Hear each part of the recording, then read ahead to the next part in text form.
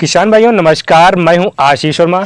किसान भाइयों आज की इस वीडियो में बात करेंगे जिन किसान भाइयों की धान की फसल अभी 50 दिन के ऊपर हो चुकी है, उसमें बालियां निकलने का समय बहुत नज़दीक आ चुका है।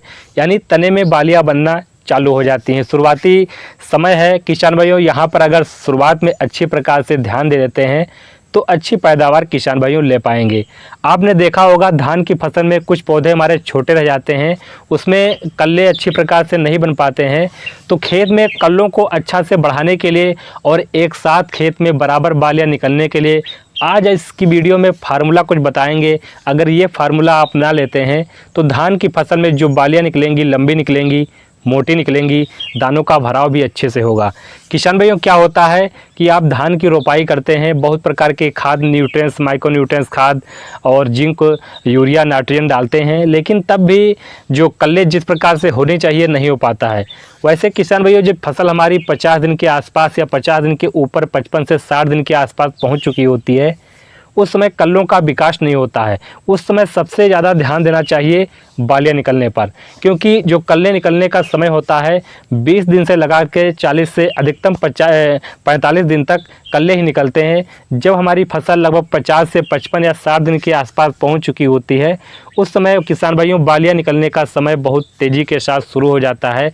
आप देखते होंगे जो तना पौधे का होता है वो काफ़ी मोटा हो जाता है और तने में बालियां निकलना शुरू हो जाती हैं। तो इस फार्मूले में किसान भाइयों बताएंगे, जो अगर ये फार्मूला किसान भाइयों अपना लेते हैं इस टाइम पर तो अच्छी पैदावार ले पाएंगे। सबसे पहले किसान भाइयों बात करेंगे धान की रोपाई में सबसे ज़्यादा काम होता है नाइट्रोजन का। नाइट्रोजन यानी यूरिया का। यूरिया किसान भाई डालते हैं। यूरिया का काम होता है पौधों को बढ़ाना, पौधों को हरा भरा बनाए रखना और कल्ले बनाने में भी काफ़ी मदद करता है।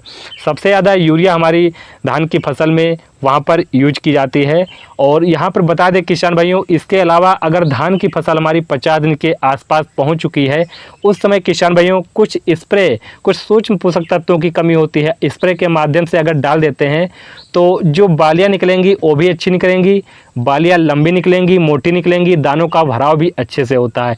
कभी कभी देखते होंगे बालियाँ हमारी छोटी रह जाती है, तो इसका जो हमारी सूक्ष्म पोषक तत्व है उनकी अगर कमी हो जाती है तो बालियों का जो दाना भी छोटा हो जाता है, बालियों का साइज भी कम हो जाता है, जिससे पैदावार अच्छी प्रकार से नहीं मिल पाती है। तो सबसे पहले किसान भाई फार्मूला ये है, इसमें आपको लेना है जिंक 12% वाला, जो चेटर फार्मा जिंक आता है। तो 12% वाली इसकी मात्रा की बात करें तो 120 ग्राम मात्रा लेना है। और मैग्नीशियम सल्फेट लेना है 1 किलो प्रति एकड़ के हिसाब से, जो मात्रा बता रहे हैं प्रति एकड़ के हिसाब से आपको डालना है। और तीसरा जो प्रोडक्ट बता रहे हैं आपको लेना है फेरस सल्फेट। फेरस सल्फेट जो लेना है आपको 500 ग्राम लेना है। मैग्नीज सल्फेट लेना है वो 250 ग्राम यानी 250 ग्राम लेना है। और यूरिया आप 1 से 1.5 किलो प्रति एकड़ के हिसाब से ले सकते हैं। तो ये मैंने 5 प्रोडक्ट बताया है। 5 प्रोडक्ट का अच्छी प्रकार से घोल बनाइए और घोल किसान भाइयों आपको अलग अलग बनाना है और एक मशीन में डाल करके आप स्प्रे कर सकते हैं प्रति एकड़ के हिसाब से आप। और पानी की मात्रा ज़्यादा से ज़्यादा आप किसान भाइयों यूज कीजिए। अगर ये डाल देते हैं तो जिंक का किसान भाई बात करेंगे। जिंक का काम होता है पौधे में हरापन लाना और कल्ले का साइज बढ़ाना। अगर पौधा स्वस्थ रहेगा, उसमें हरापन लगाएगा, पत्तियां हमारी पीली हो जाती हैं, हरी भरी बनी रहेंगी, तो पौधे में अच्छी प्रकार से बालियां का विकास किसान भाइयों देखने को मिलेगा। दूसरी चीज़ किसान भाइयों मैग्नीशियम सल्फेट। मैग्नीशियम सल्फेट का काम होता है क्लोरोफिल का निर्माण करना, पौधों को हरा बनाए रखना, ये भी काम होता है। और जो फेरस सल्फेट है, फेरस सल्फेट में आयरन, लोहा की सबसे ज़्यादा वहाँ पर आवश्यकता होती है। लोहा डालने से किसान भाई हमारी जो खारी जिसको बोलते हैं पीलापन पौधे में लग जाता है, काफ़ी ज़्यादा उसमें फंगस का अटैक होता है, वो भी किसान भाइयों दूर हो जाता है। मैग्नीज सल्फेट से क्लोरोफिल का निर्माण होता है। क्लोरोफिल के कारण ही हमारी जो पौधे में है वो हरा रंग देखने को मिलता है। इससे पौधा हमारा बिल्कुल हरा भरा बना रहता है। और नाइट्रोजन यहाँ पर यूरिया तो पौधों को अच्छी प्रकार से बढ़ाने का काम करता है, उसकी ग्रोथ को बढ़ाने का काम करता है और पौधे में एक प्रकार का हरा भरा लाने में काफ़ी मदद करता है। तो ये चीज़ किसान भाइयों आपको अच्छी प्रकार से घोल तैयार कीजिए और आपको स्प्रे कर देना है। और किसान भाई स्प्रे करेंगे, इसके बाद किसान भाइयों आपको ज़्यादा खेत में पानी नहीं होना चाहिए, आपको खेत में पानी मतलब नमी होनी चाहिए। और इसके बाद किसान भाइयों अगर आपके पौधे में आपने अभी तक पोटास की मात्रा नहीं डाली है, मतलब जब से रोपाई किया है वहाँ पोटास की पूर्ति नहीं कर पाए हैं तो इसमें पोटास आपको ज़रूर प्रयोग कर देना है। चाहे आप NPK खाद जो हमारी आती हैं उसको आप स्प्रे के माध्यम से कर सकते हैं। जैसे हमारा NPK खाद आता है 13-0-45 में 13% नाइट्रोजन पाई जाती है और जो 45% हमारी पोटास पाई जाती है। तो पोटास की आप स्प्रे इस प्रकार से कर सकते हैं। अगर इसकी डोज की बात करें तो 1 से 1.5 kg प्रति एकड़ के हिसाब से आप ले सकते हैं। इसकी सहायता से आपकी जो पोटास है वो भी मात्रा यहाँ पर पूरी हो जाएगी। और किसान भाइयों बात करेंगे, अगर जो फसल हमारी लगभग बालियाँ निकल आती हैं, कुछ बालियाँ निकल आती हैं तो उसमें आपको जिंक की स्प्रे करने की जरूरत होती है। जो हमारा जो 12% वाला जिंक आता है उसको आइसोलेटेड फॉर्म में जिंक आता है उसको ले लेना है। और साथ में जो हमारा NPK 0-34 आता है, मतलब गबोट अवस्था में जो बालियाँ हमारी निकलना चालू हो जाती हैं, खेत में देखते होंगे तने बालियाँ शुरू हो जाती हैं, कहीं कहीं पर लगभग 5-6 से 8% 10% बालियाँ निकल आई हैं, उस समय आपको स्प्रे कर देना है।